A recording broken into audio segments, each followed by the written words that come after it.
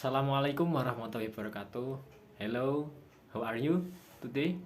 I hope you are in a good condition. The Honorable to Lecturer Mistara and all my friends.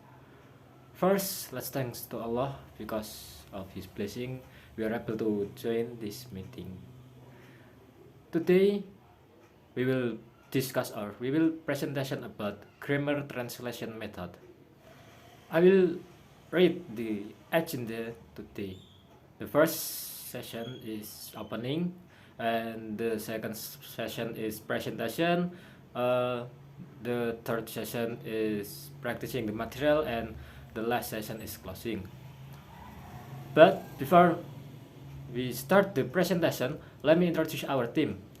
First, I am Muhammad Rafiq Yahya as a moderator and also the last speaker, and then Miss Putri Salsabila as a first speaker, and then Miss Ella Sitiana as a second speaker.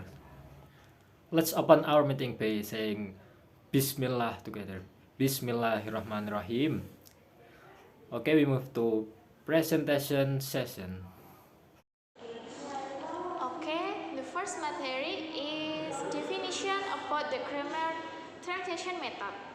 Grammar translation method is a method of teaching foreign language derived from the classical method of teaching Greek and Latin. Jadi, grammar translation method adalah metode mengajar bahasa asing yang berasal dari metode klasik untuk mengajar bahasa Yunani dan bahasa Latin kuno. Dalam metode grammar translation, siswa akan mempelajari aturan tata bahasa dan kemudian menerapkan aturan tersebut dengan menerjemahkan kalimat antara bahasa target dan bahasa ibu. Random House and Bridge Dictionary Richard and Rogers 2002 essays in brief 2010 GTM means a traditional technique of foreign language teaching based on explicit instruction in the grammatical analysis of the target language and translation of sentence from the native language into the target language and vice versa. Nah, menurut Random House and Bridge Dictionary Richard dan Rogers 2002 yang dikutip dalam bab Grammar Translation Method adalah teknik tradisional pengajaran bahasa asing yang berdasarkan petunjuk yang jelas dalam analisis tata bahasa dan penerjemahan kalimat dari bahasa asli ke dalam bahasa sasaran maupun sebaliknya. Okay, the next material is about characteristic. In the characteristic from grammar translation method, they are four. The first is a focus on learning the rules of grammar and their application in translation passage from the one language into the other. Nah, karakteristik yang pertama dalam grammar translation adalah fokus utamanya yaitu mempelajari aturan tata bahasa dan penerapannya dalam satu bahasa ke bahasa yang lain. The second is vocabulary in the target language is learned through direct translation from the native language. Nah, yang kedua yaitu vocabulary dalam bahasa adalah target yang dipelajari secara langsung dari bahasa asing. The third is readings in the target language are translated directly and then discussed in the native language. Yang ketiga yaitu membaca dalam bahasa tujuan yang kemudian akan diterjemahkan langsung dan dibahas dalam bahasa asli. And the fourth is grammar is taught with extensive explanation in the native language and only later applied in the production of sentence through translation from one language to other. Nah, yang keempat adalah grammar diajarkan dalam bahasa Inggris, kemudian baru diaplikasikan penggunaannya ke dalam sebuah kalimat. Contohnya, do you have my book? I do know where your book is. Seperti itu.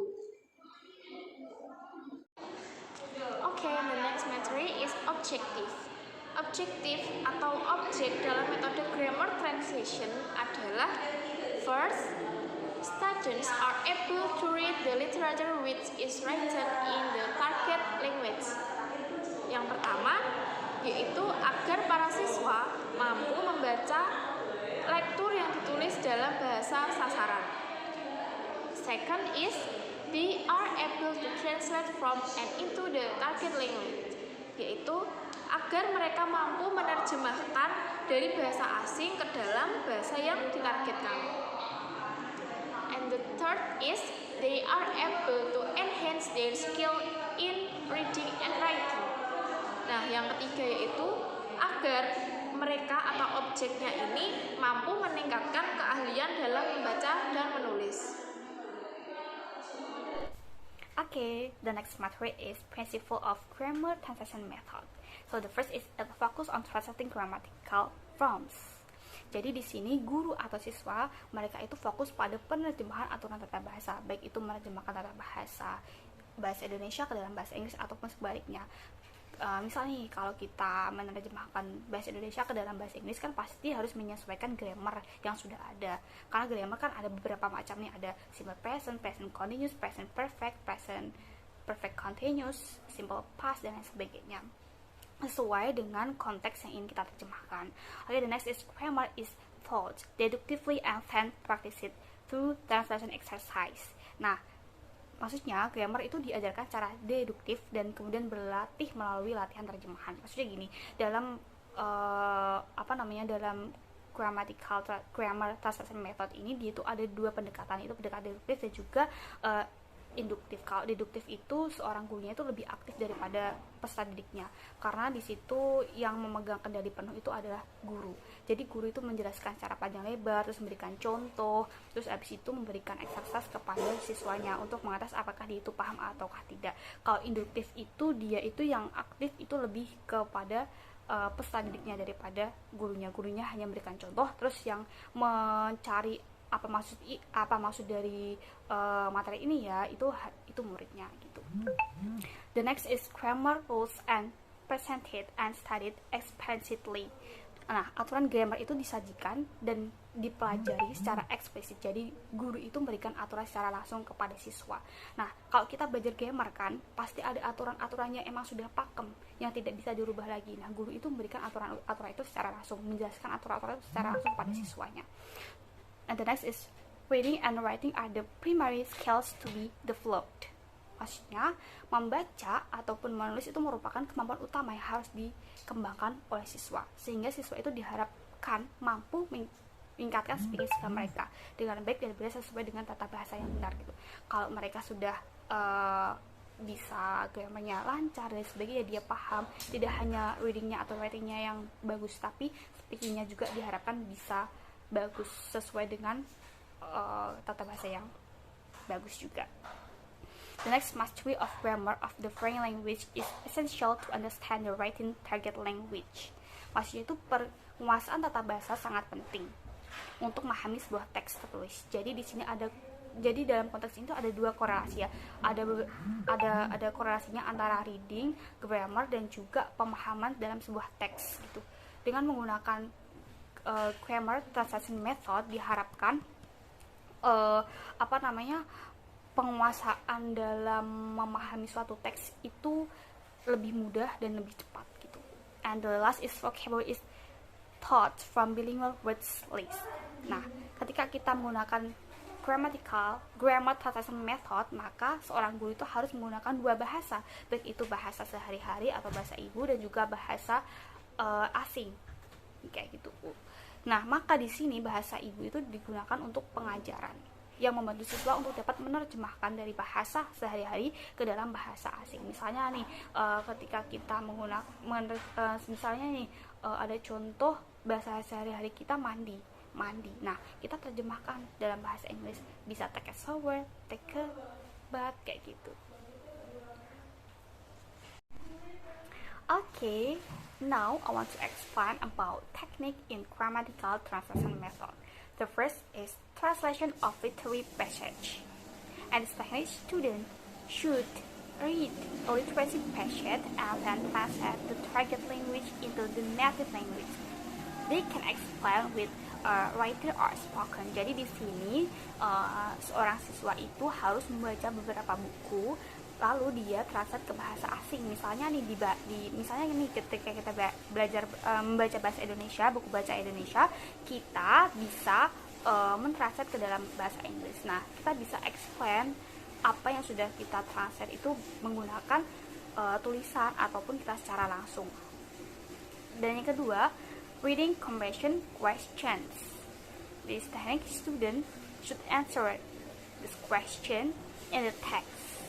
For example, like content in the text or meaning some words in the text or relate to their experience in the text.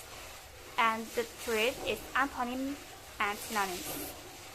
The technique student should find antonyms or synonyms in the reading passage or to define a set of words based on their understanding of them as simply occur in the reading passage.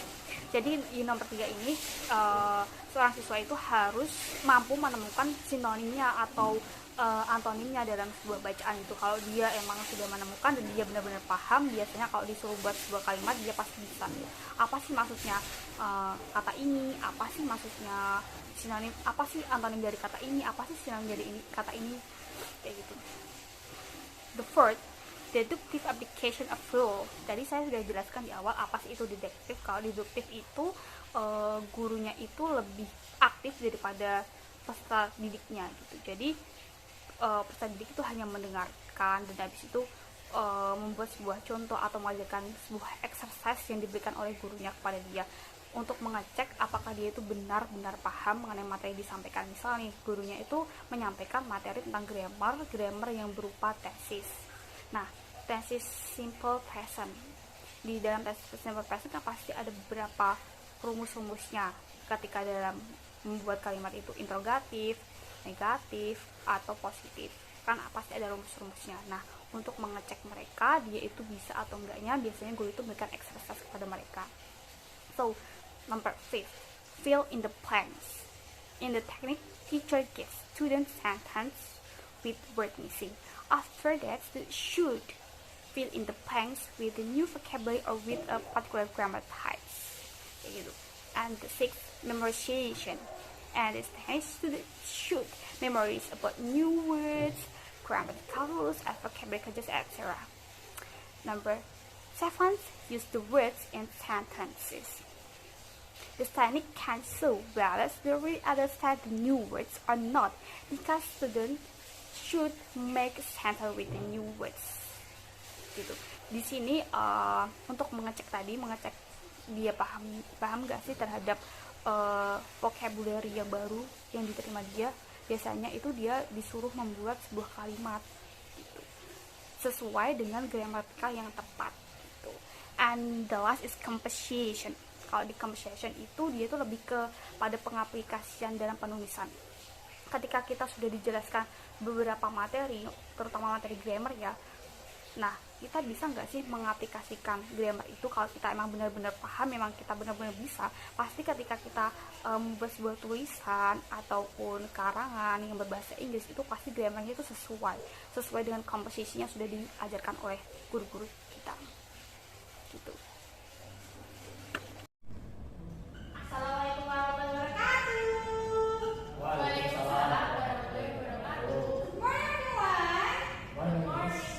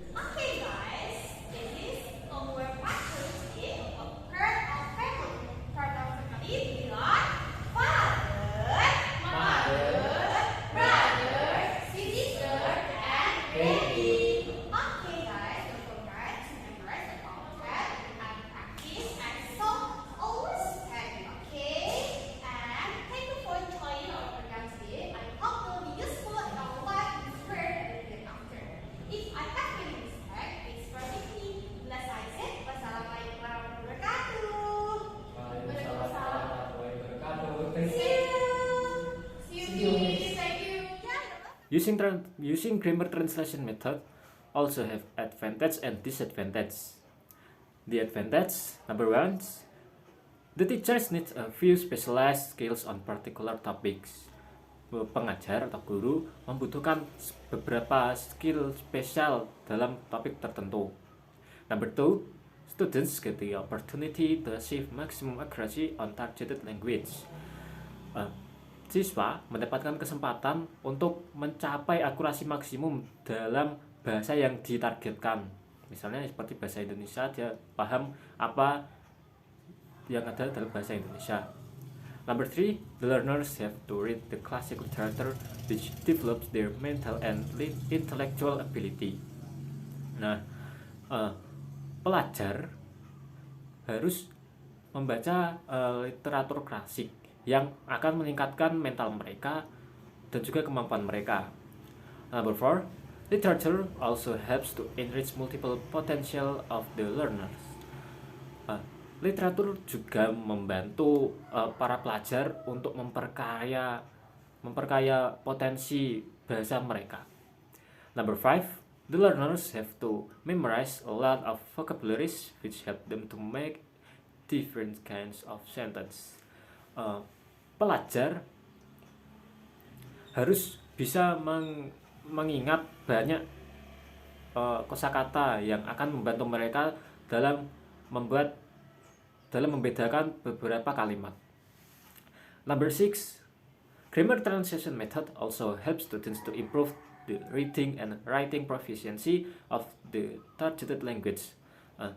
This method metode ini membantu untuk meningkatkan kemampuan membaca dan menulis bagi pelajar dalam bahasa yang ditargetkan, contohnya seperti bahasa Indonesia.